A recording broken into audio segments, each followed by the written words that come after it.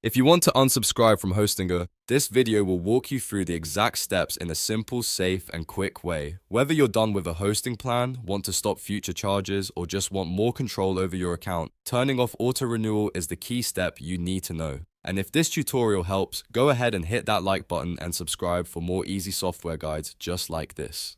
Alright, let's get into it. First, log into your Hostinger account. You can do this by opening your browser, going to Hostinger, and signing in with the email and password linked to your account. If you have multiple accounts, make sure you're using the one that has the subscription you want to cancel. Once you're inside your dashboard, look over to the left-hand menu, find and click on Billing. This is where Hostinger keeps all of your payment and subscription settings, so this is the section you want to work in. After that, go to Subscriptions. This page will show you the active plans connected to your account. You may see hosting plans, domain-related services, or other products depending on what you purchased. Take a moment to identify the exact plan you want to unsubscribe from so you don't change the wrong one.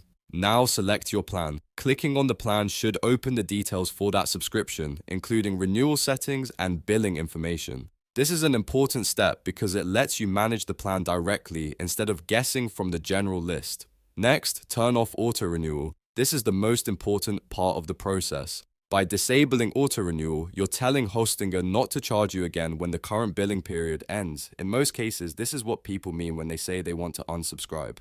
After you switch auto-renewal off, Hostinger will usually ask you to confirm your choice. Make sure you read any message carefully before you continue. If everything looks correct, confirm the change so the setting is saved properly. Once confirmed, your subscription should no longer renew automatically. That means you won't be charged again for the next billing cycle unless you manually turn the renewal back on later.